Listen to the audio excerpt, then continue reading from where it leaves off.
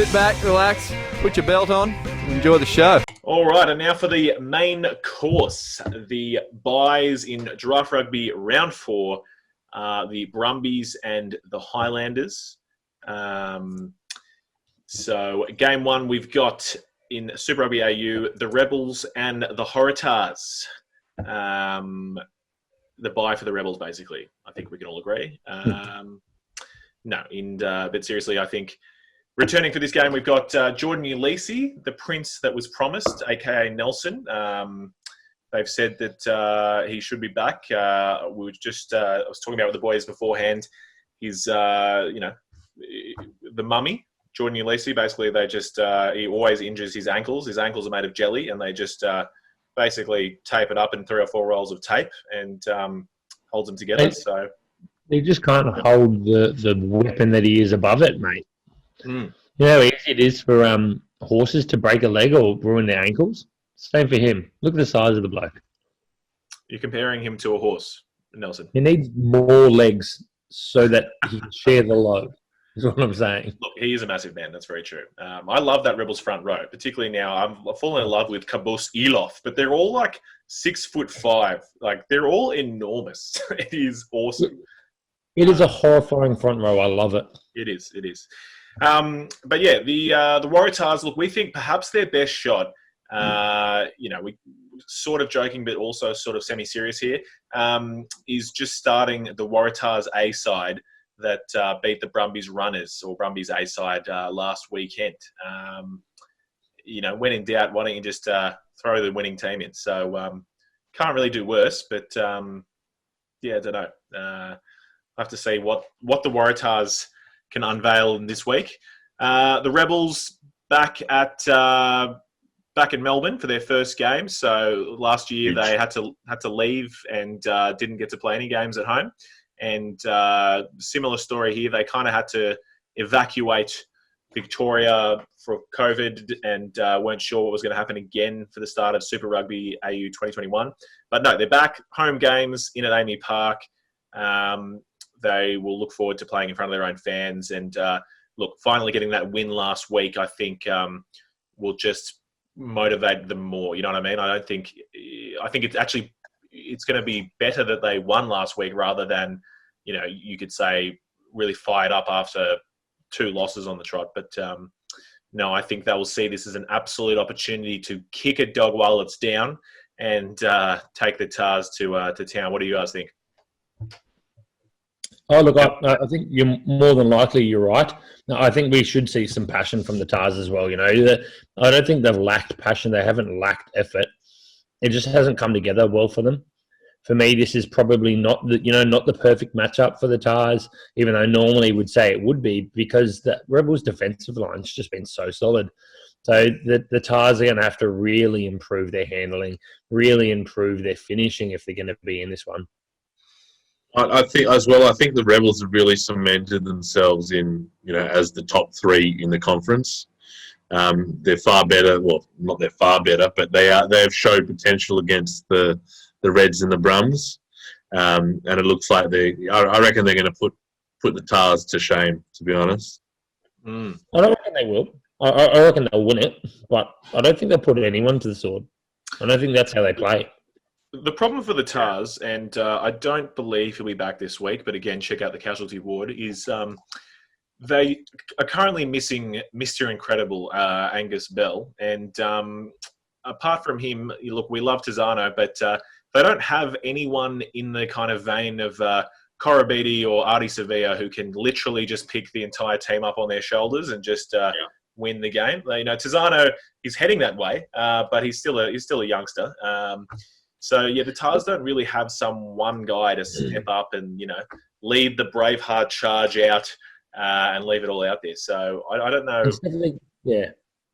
think it's definitely going to have to be a combined effort, right? I mean, Swinton, we know what he can do in defence and how it can physically change a game around. We know that, Tizano, he puts in a lot of work in D. I think those two could really lead from the front end, that defensive line. We know Marawawa has been running really solid in tight. If he can do that and use some of the other bodies in tight, I mean, they do have some talented outside backs.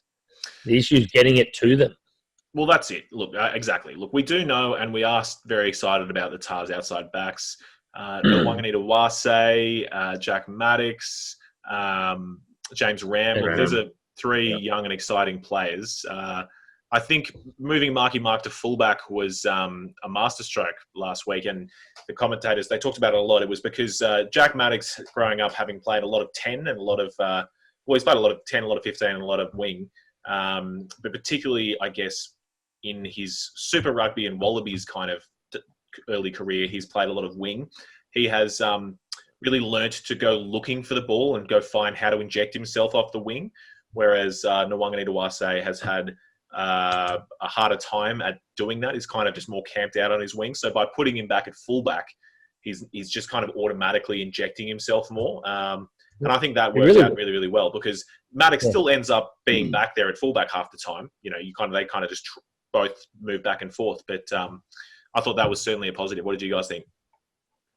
Maddox plays his best rugby off the wing for the Rebels when he was top try scorer. He dominated. He just, as you said, he looks for the ball and he pops up in the right spots. He's got a great rugby mind, no doubt about it. So he just pops up at the right time. Good Johnny on the spot. Yeah, I think it was just a good way to get Nowanganita Wase into that game, wasn't it? You just give him, a bit more vision about, space in front of him, and he'll inject himself into that game. And when he's standing on the wing, not looking for it, it's very easy for him to go missing. But he wants to play footy. He's a good footy player. It's perfect for him to be in that 15 jersey at the moment, I think.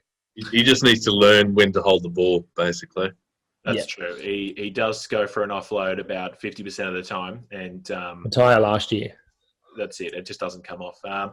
I think, look, the Waratahs have shown that they still, I don't know how many years we've talked about how the empty building, which is the Waratahs headquarters with all these desks with phones and computers on them, that no one's there. But they've shown they still don't intend to recruit any players, even though they're well below budget. So Sidaleki Tamani, as we talked about, returning to the Force. Personally, would have loved him to come back to the Tars. I know he's a bit old now, but... The one more person to throw into that discussion is Isaac Rodder. The discussion is he's looking to come back to Australia. He never wanted to leave. He just wanted to leave the Reds, which is still a bit iffy. But the three teams he's looking to sign for are either the Tars, the Force, or the Rebels. I mean, the Force, they're just signing everyone they can. You can't blame them. But the Tars, we've got $1 million under the salary cap or more. We need to be getting him. He's a New South Wales born and bred player. Get him back in the Waratahs. He will be an inspirational leader for us. He will be an important person moving forward. He has to come back to the Tars. I don't think it's the right fit for him in the Force either. I think he needs to be back in New South Wales. Well, that's it, isn't it? The Force are fast becoming the Saracens of Australian rugby in that, look, obviously they're signing all these players, and I'd love to know how Twiggy's selling the dream over there. So, how many is he just kind of under the table buying them a few Western Australian properties, or, how exactly is that playing out? But property's cheap over there, mate. No more mining going on. So, all right. Well, he's probably just giving away mines for free. Then, you know what I mean? Here you go. You have a few, 1,000 acres of land here and there, just whatever. You can have your own kingdom, basically. This is boring. We're still in the Rebels Tars. What's our picks here? I'm going to pick the Rebels to win this game. I think Noobum was saying he convincingly, Nelson kind of not so much. Look, I think the Rebels will win this probably by, I'm going to go with 10 points. So I'm going to call it. More than that. I'm going more than 2 scores, 14. 13 plus for the tab. I'm going to say 9 points, 3 penalties. Oof, one of the low liar. Nelson will, until the day he dies, have the sky blue glasses on the most out of all of us. But look, that's not wrong. But no, look, we talk about the Waratahs a lot. I don't know what the Rebels really need to do.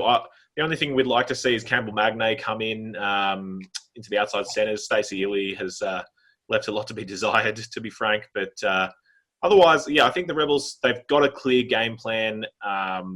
And they're sticking to it. They just seem structured. I don't see them really changing anything.